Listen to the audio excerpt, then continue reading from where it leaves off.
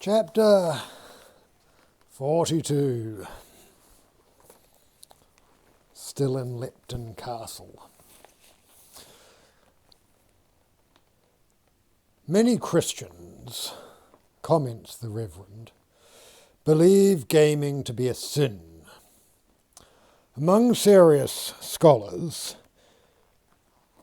questions arise as to predestination and the will of God, who notes each detail of each life in a sort of divine ledger, allotting fortune, bad and good, to each individually, even as he raiseth the storm at sea, lendeth the weather gauge to the dark dromonds of piracy, provoketh the mohawk against the trader's post, for he is lord of all danger. Yet others safe at home wager upon his will, as expressed through the doings of these enterprises, exactly as upon a fall of cards or a roll of dice.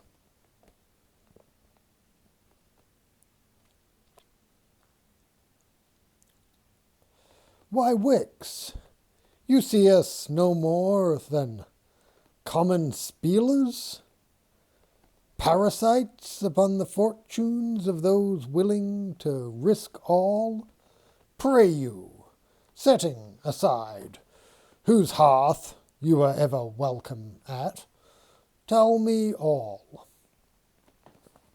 What alarms me most, Wade, proceeds Reverend Cherrycoke, is the possibility of acquiring such vast sums so quickly. If a sailor may kill a bully over a sixpence, then what disproportionate mischief, including global war, may not attend the safekeeping of fortunes of millions of pounds sterling? You're asking the wrong merchant. I'm lucky if I cleared 1,000 this year. Happen they all reach a point where they can't trust their luck anymore, so they cheat. Bold as you please. Okay, that was Dixon. Happy they all reach a point where they can't trust their luck anymore, so they cheat. Bold as you please. Later, in their rooms. Too late, the gamer's remorse. Mason working himself up. He marked the cards. The dice were of cunningly lacquered iron. The playing surface magnetically fiddled. Damn, he owes us £20. More! What are we supposed to do? Live upon roots? 'Twas the Royal Societies. Belay that. The King's own money. Hey, right out of G. Rex's purse it came, and don't it make a true Englishman boil? 'Tis an insult to Mason that cannot pass unanswered. This runny-nosed, titled savage, tossing their expeditionary funds as airy gratuities to the slaves who stood all night with coals kept ever aglow, and with bellows cleared the immediate air of smoke, that a player might see what cards they held. Insupportable. We must take something worth £20 then. Let the rascal pursue us. Dixon adjusts the angle of his hat. Let's have a look. Here upon the wall, this etching, what's it supposed to be? Turkish scene or something? Wait, Mason, it's people fucking. And look at that. Well, we can't sell that in Philadelphia. What's this? Chamber pot? Perhaps not. How about the bed? Might as well be taking that tub over there, indicating a giant bathtub with feet, bare feet in fact, cast in the lepton foundry from local iron. Why, that's it, the tub. Dixon, it's 1/2 ton if it's a dram. We're not going to move it. Even if we could, where would we move it to? And once there? Dixon, a mumble, is over examining the tub. Laws of leverage. William Emerson taught things no one else in England knows. Secret techniques of mechanical art, rescued from the library at Alexandria circa 390 AD, before rampaging Christians could quite destroy it all, jealously guarded thereafter, solemnly handed down the centuries from master to pupil. Mason's squint appears. You shouldn't be showing these secrets to me, then, should you?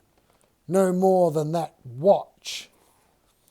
Oh, thou would have to swear the somewhat ominous oath of silence, of course, but we can do that later. Look here, look thee. Dixon seemed scarcely to touch the ponderous fixture, yet suddenly, as if by levitation, one end has rotated upward, and the great tub now stands precariously balanced upon a sort of lip or flange at its other end. That's amazing, cries Mason. Simple matters of balance, centres of gravity, true and virtual, moments of inertia, have 'em all the time, estimated mass. The priest having enjoyed a merry night before, though yet a squint. What's this? Shan't I hear magnetism as well? Some deliberate omission? Dixon doesn't answer immediately, nor, as it will prove, at all, focused as he has become upon gently but fluently tweaking the giant iron concavity across the room and toward the door, through which it is not immediately clear how the tub is going to actually fit. So sure is his touch that the floorboards barely creak. Ah, very nice indeed. Now I'll just have a look at the stairs, and if thou don't mind, inquires Mason. This, indicating the looming mass above them, needs to be held at exactly the angle it's at. Not just the angle off the floor, do thou see, but also this exact angle of rotation about the long axis. Try not to think of this as two separate angles, but as one. Thou following this? You want me to... Wait, no. Why not just lean it against the wall here? That wall? It'll go through that wall. No, all I ask is that thou hold the tub up, but for a minute, whilst I go reconnoitre. That's 1 minute, you promise. 2 minutes, at most. It's perfectly stable, so long as thou don't shift it about too much. Good fellow, just slip in here. Yes, and thy hands go there. A unique resting place for everything, friend. Behold the tub, perfectly quiescent, is it not? In maximum self-alignment and quietly gathering power. 'Twill see us free of this place, Ideal. Now, don't move. I'll be right back. He vanishes, leaving Mason 'neath the tub. Soon Mason detects the smell of pipe tobacco. Dixon's blend, indisputably. He's out there having a leisurely smoke, whilst Mason, squinting upward nervously, struggles to keep the tub upon its axes. After a while, as if to himself, lightly vocalizing, "It's gone 2 minutes and 31 seconds. The words gong loudly back and forth, painfully seeming to enter one ear, pass through his head, and depart out the other ear. In the after hum, he fancies he can hear Dixon's voice, and then another. Lady Lepton's, if he's not mistaken, though words soon lapse, whilst sounds continue. An overturned chair, sighs, fabric tearing, a merry squeal, all at once in chiming 2-part harmony and unnaturally accelerating tempo, unmistakably, "Oh, ruddier than the cherry." 'Tis the infamous musical bodice, devised by an instrument maker of London, wherein quills sewn into its fastening, when this is pulled apart, will set a-vibrating, one after another, a row of bell-metal reeds, each tuned to a specific note. The more force applied, the louder the notes. "Ripping tune!" Mason calls out. He has no idea how to disengage from Dixon's blasted tub, though now would seem hardly the best time to do so, unless, now that he's listening, there no longer seems to be quite as much sound from out there. If, in fact, any. "Well, fucking insane, wouldn't you agree?" In the unpromising silence that slowly, gongingly falls, Mason becomes aware of a measured tapping upon the outside of the tub, directly over the back of his head. It progresses round the rim of the tub until into sight comes the flushed fizz of an individual in an outdated wig of foreign manufacture, waving about a fantastical compass of brass and mahogany, rigged out with micrometer screws, dial faces, enigmatically wreathed coils of copper wire. "Good day to you," he greets Mason. "Are you the one responsible for this quite astonishing magnet?" "What, this? 'Tis a tub, sir," hoping the echo may give him an edge. "'Tis damn nearly Earth's third pole," mutters the dishevelled philosopher. "Observe." He steps across the room, holding up a building nail, and lets it go. It flies through the air in a curious, as it seems, directed arc, hits the tub with a solid bong, flattening its point by 1/8 of an inch, and fails to drop to the floor.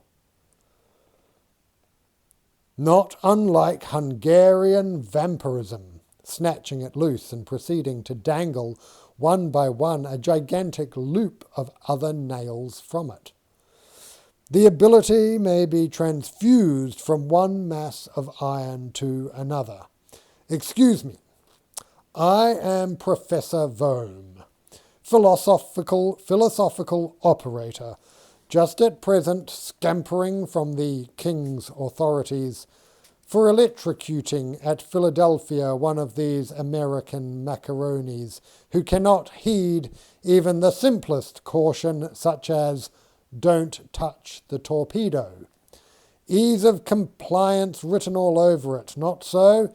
Yet such is the juvenility abounding upon these shores that the damned fop must go feel for himself. Poh!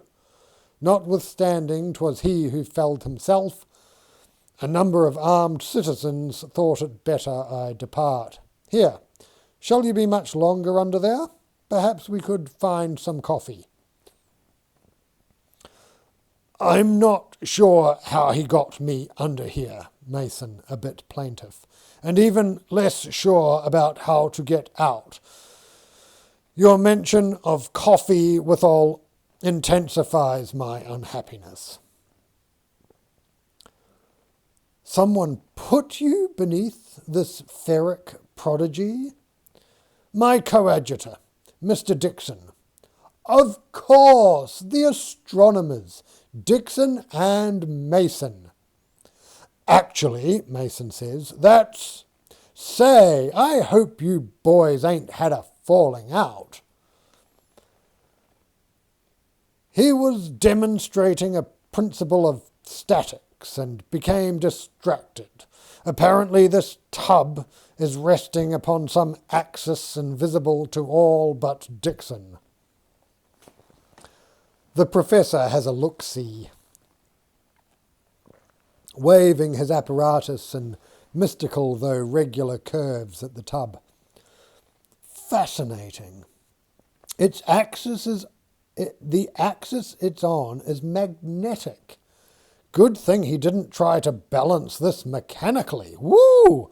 You'd be flatter'n a griddle cake. He is carefully adjusting his grip upon the rim. Excuse me, to what end? Gazing at it as it fries, saying,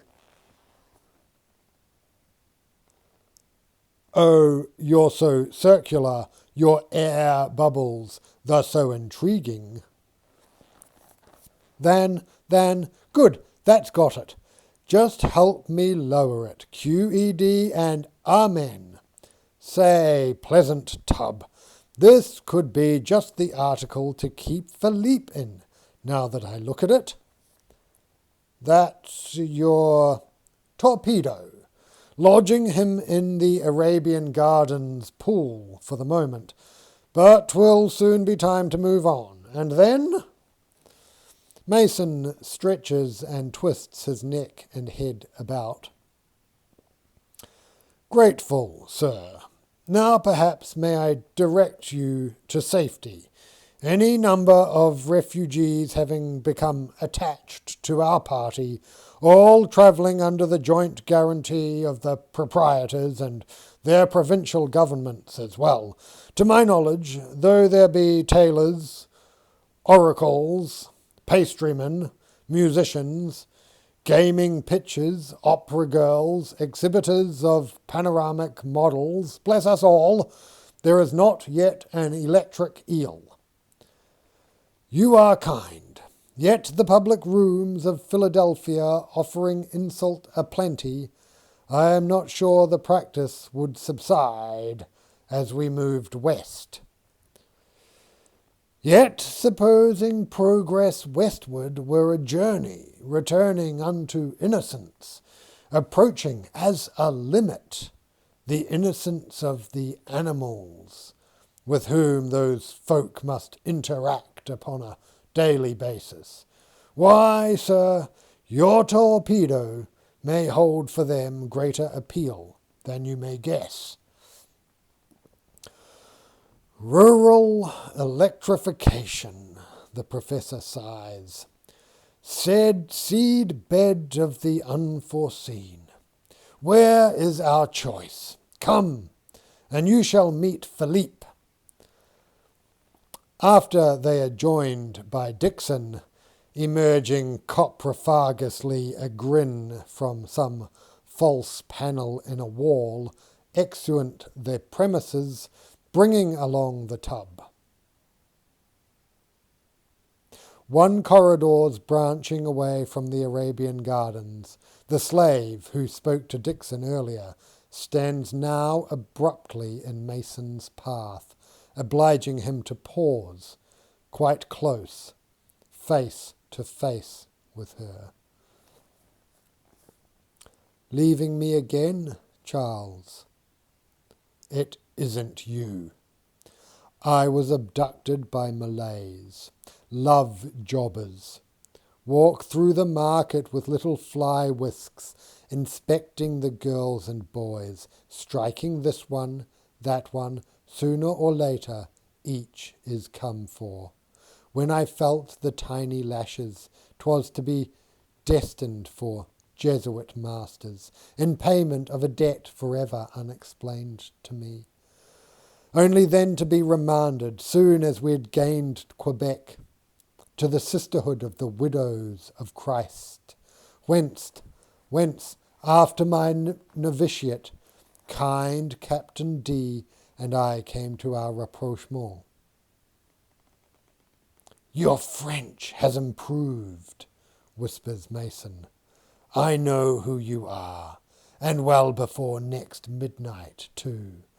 Ah, and as for kind, why the man is at least a flagellant, you wanton. She smiles, not at all enigmatically, turns and steps away, shaking those globes. Too bad. Flagellants in the region. She's here only on short-term lease. In a fortnight she'll be shaking them someplace else. And a glamorous international life it's proving to be for her too, so far, at least. Who says slavery's so terrible, hey? Goodbye, Charles. Beginning to blur, receding round the long curve of the wall.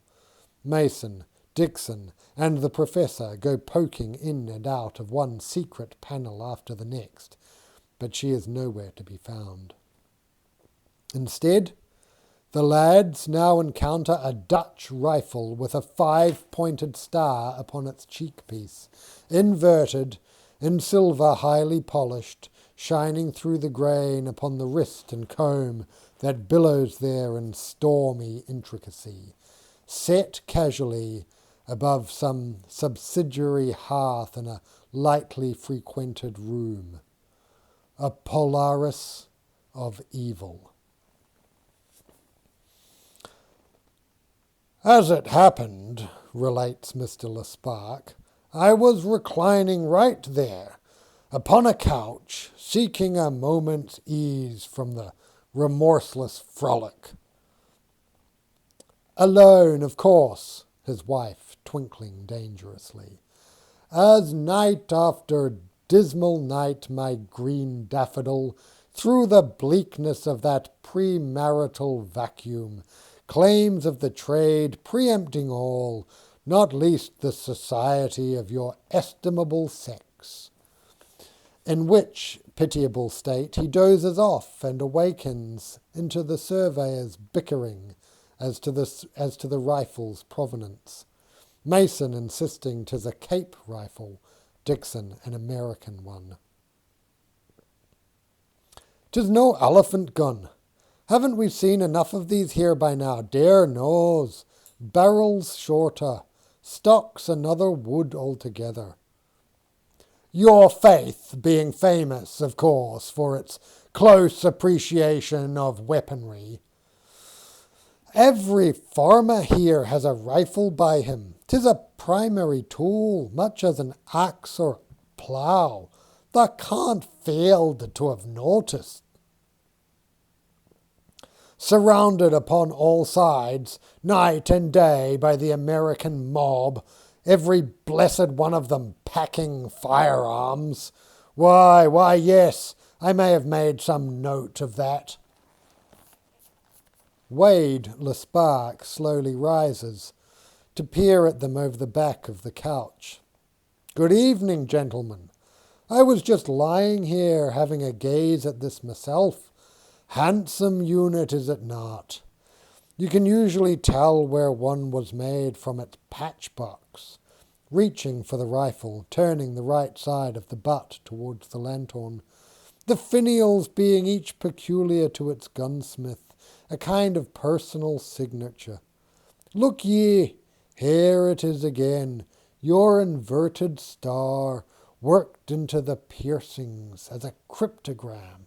With all this brass is unusual, pale as you'd say, high zinc content, despite the British embargo, and sand-cast rather than cut from sheet.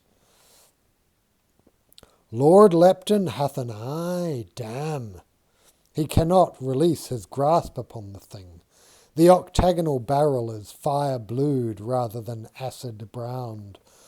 The lock left bright, despite its length, poised nicely when slung from its trigger guard, all brought narrow, focused, the twist upon the rifling inside a bit faster than 1 in 48, suggesting in its tighter vortex a smaller charge, a shorter range, a forest weapon matched to a single prey, heavier than a squirrel, not quite heavy as a deer.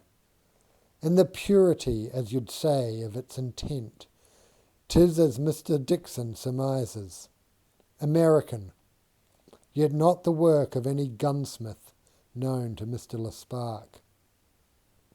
Might ye be aware, sir, inquires Mason, of another such inverted star, in Lancaster town, upon the sign of the Dutch rifle?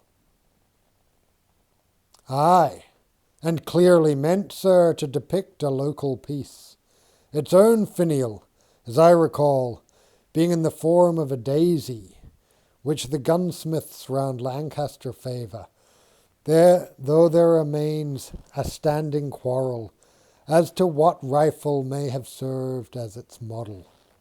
That is, if any at all did.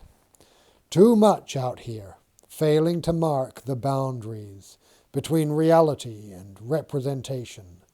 The tavern sign was commissioned of an unknown travelling artisan who left town in the general troubles in '55, as mysteriously as he had come, perhaps removed south, perhaps perished.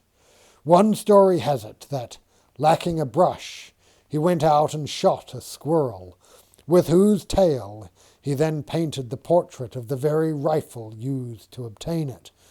That star may have been put on later out of simple whim, nor perhaps did he ever make a distinction between 2 points up and 2 down. Again, sir, perhaps these occurrences, Mason glowering, as others, are invisibly connected.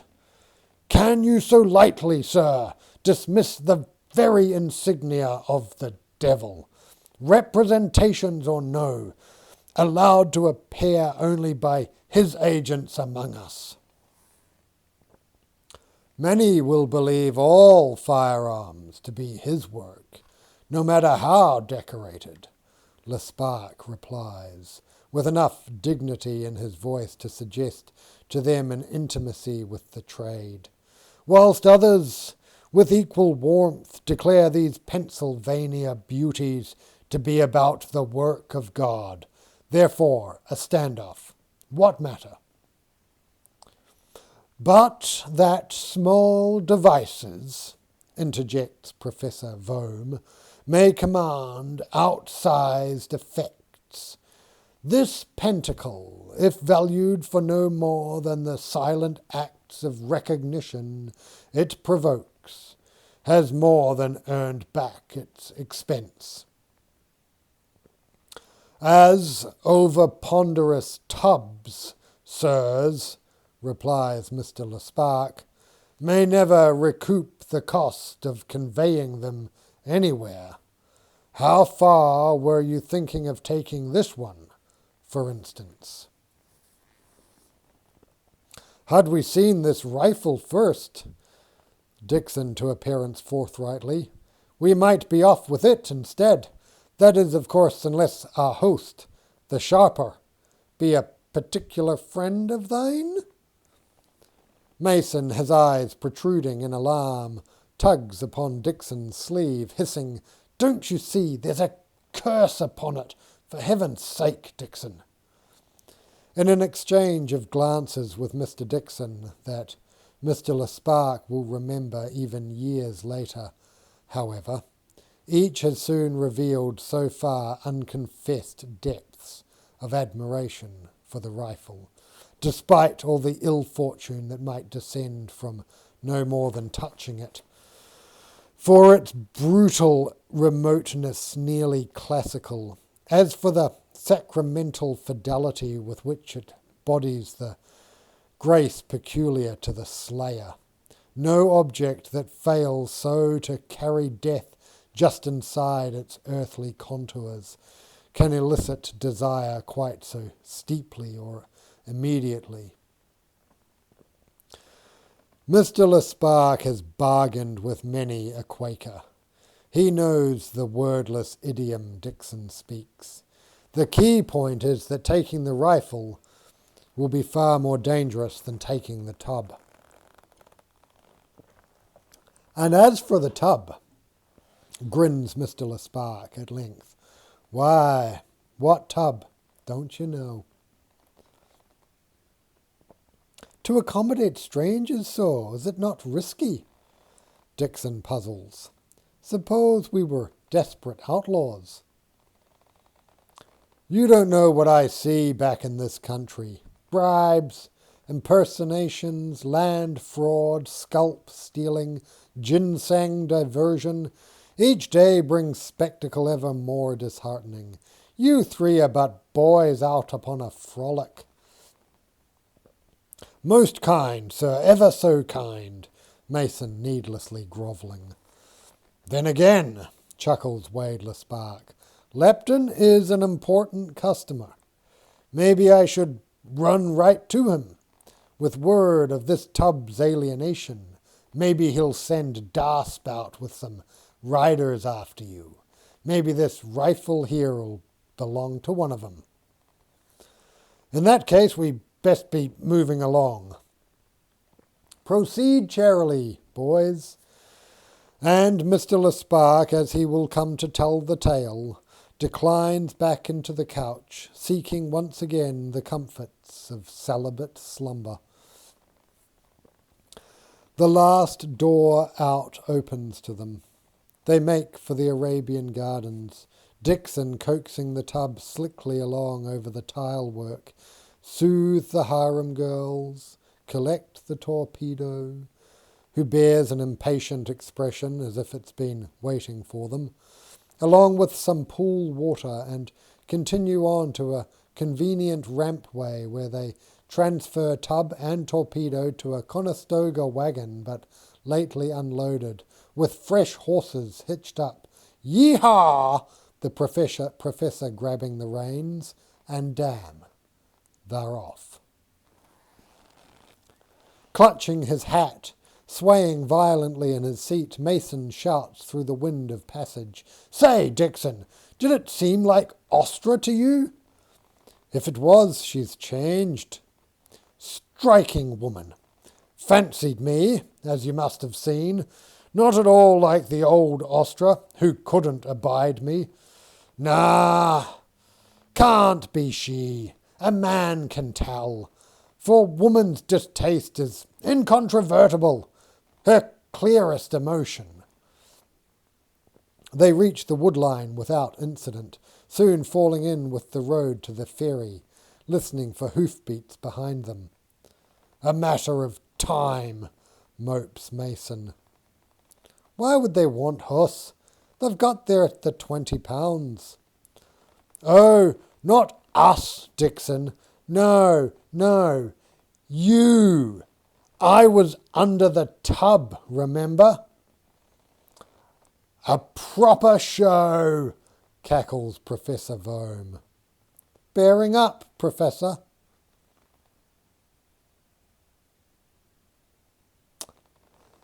Every time. This is how it turns out. He has been travelling inn to inn with this giant specimen of Guyana torpedo, giving lectures upon and demonstrations of the electrical creature's mysterious and often life-altering abilities. 'Tis styled the torpedo, though scientifically speaking the true torpedo is a kind of rake or ray or skate. Men wearing hats made of dead raccoons wait him out, watching the torpedo in its tank. 'Tis also known as the electric eel, yet Mr. Linnaeus hath decided 'tis no eel, neither, but a gymnotus. Skate, eel, or gymnotus, 'tis ever the torpedo to me. Remember to feed the torpedo today. Wonder if that torpedo's charged up yet. Never is, of course. Learned how to tell just by looking in its eyes how the level is.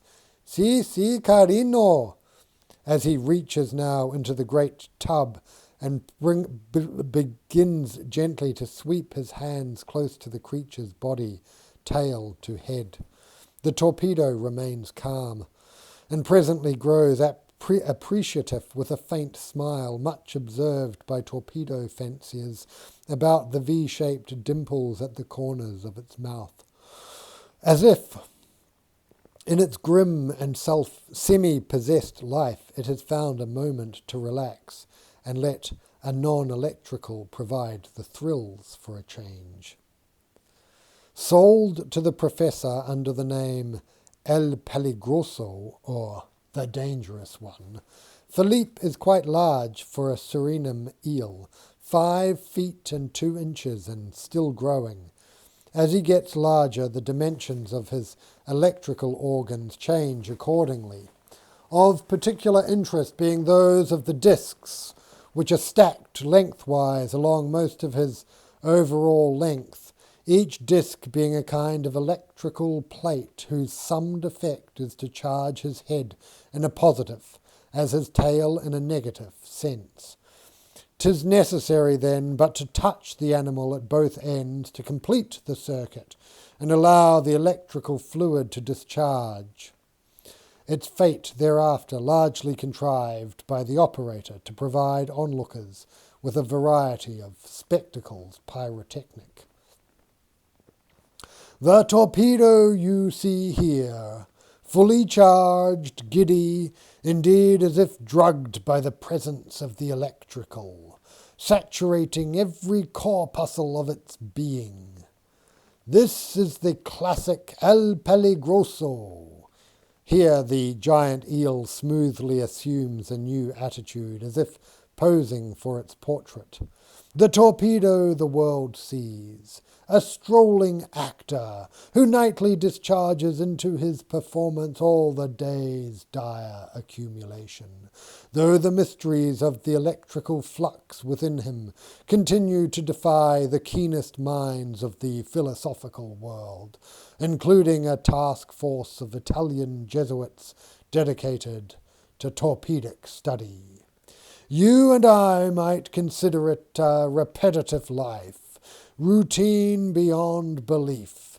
Yet LP is nothing if not a cyclical creature, see? To the apparently attentive gymnotus. Una criatura cyclica, assi eres. Departure and return have been designed into his life. If he had to live the way we do, worrying about coach schedules and missed appointments and Sheriff Thickley chairs at the local reference, believe me, he'd be one unhappy torpedo. How do I know? I counted. As a condition of life, Philippe needs rhythm. And so, I believe, do we. Did I see my banjo somewhere? Ah, there it is. Striking up an accompaniment curiously syncopated, he sings, Lads and lasses, pass on down, 'tis the world-renowned torpedo, quite the toast of London town, admired in far-off Edo. Nabobs, kings, and potentates too, all gawking at the shocking sort of things he'll do for a tuppenny. Step up and he will do you too. The torpedo, voulez-vous. Every fop clear back to Philadelphia must be in attendance this evening, sporting bright glaucous waistcoats, suits of staggeringly tasteless brocade, outlandishly dressed wigs, shoes with heels higher than the stems of wine-glasses, stockings unmatched and colours incompatible, such as purple and green, strange opaque spectacles in both these shades and many others. They flourish snuff-boxes and pocket flasks about and giggle without surcease. As to the hats, far better not even to open the subject. 'Tis as if to cross Schuylkill were to transgress as well some Rubicon of style. To fall from Quaker simplicity into the perplexity uncounted times broken and rebroken of the world after Eden. I can see it'll take a lot to shock a crowd like this, cries the professor. All are pleased to hold the same opinion and cheer. At a gesture from his exhibitor, Philippe stands straight up in his tank and bows right and left. The professor takes out an Antillean cigar, bites the end off, produces 2 wires, and with a supply of gum attaches them precisely upon the animal's body. Philippe allows it, though like any trained beast he will make a half-hearted lunge now and then toward the busy pair of hands, his jaws stretching wide enough to allow spectators to marvel and shiver at the ranks of dirk-sharp teeth. The professor moves the free ends of the wires slowly together. Suddenly, between them leaps a giant spark, blindingly white, into which the intrepid operator thrusts one end of his cigar, whilst sucking furiously upon the other, bringing it away at last well aglow. Mason stares, bedazzled. He is slow to respond to Dixon's hand upon his shoulder, shaking him. Not a good idea to be staring directly into that spark, Charles. Dixon! A passionately inflected hiss directed to something just behind his eyelids. I saw! It's all right. It's all right. I saw! The spark was too bright, Mason. All looked away but you. In the hidden journal that he gets to so seldom it should be styled a monthly, Mason writes, I saw at the heart of the electric fire, beyond colour, beyond even shape, an aperture into another dispensation of space, yea, and time, than what astronomers and surveyors are used to working with. It bade me enter, or rather, it welcomed my spirit, yet my body was very shy of coming any nearer. Indeed, wished the vision gone. Throughout, the creature in the tank regarded me with a personal stare, as of a stranger claiming to know me from some distant, no longer accessible shore. A mild and nostalgic look, masking, as I feared, blood or jungle, with the luminous deep of his great spark all the while beckoning. I can no more account for it than for the other episodes. I do not choose these moments, nor would I know how. They come upon me with no premonition. Shall I speak with Dixon? Is it an hallucinatory symptom of a melancholia further advanced than I knew? Should I seek the counsel, God help me, of the cherubic pest Cherrycoke? He will take down every word he can remember. Might it prove of use in any future claims for compensation, to be recorded at what's sure to be impressive length, as having sought spiritual assistance? How can I explain the continuing fascination of the torpedo? Were I it, I know I should have grown restless with the same set of tricks night after night, and perhaps even disposed to annoyance. But the eel's facial expression is strangely benevolent and wise. We spend a few minutes each morning sitting together, whilst I take coffee. the creature gazing in silence, relaxed, fins a ripple, enjoying these quiescent hours of his electrical day for as long as he may.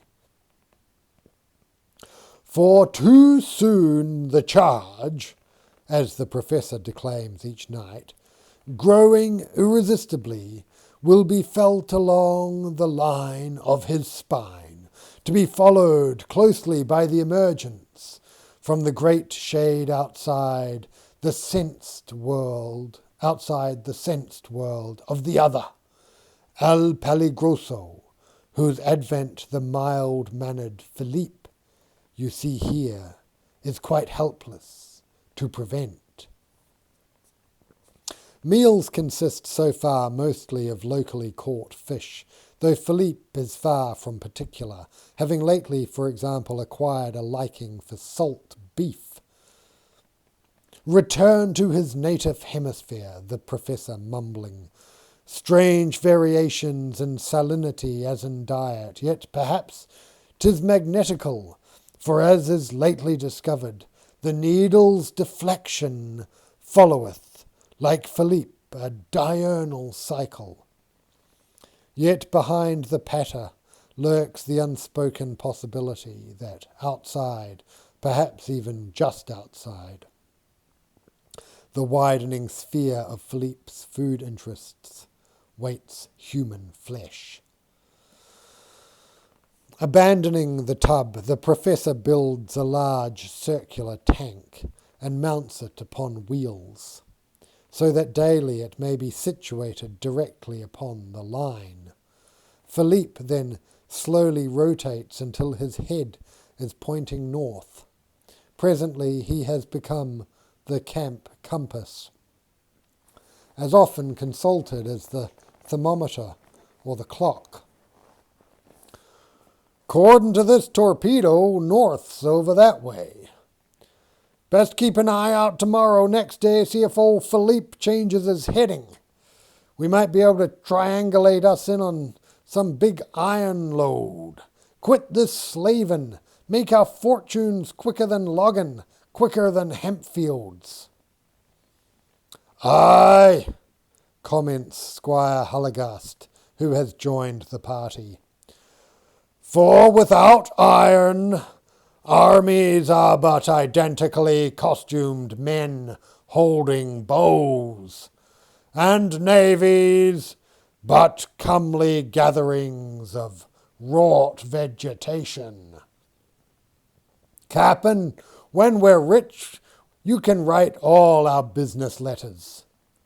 Put you in a sort of booth right out front of the mine, with a big sign overhead saying, Queries. Shall I have a pistol? The squire in a playful tone. Why, a cannon if you'd like. Just run you one up straight from the company forge. Boys, rumbles the imminent overseer Barnes. We aren't quizzing with the squire again, are we? We know the consequences of that well enough, don't we, by now? They're lads, says the squire, having a dream together. No harm.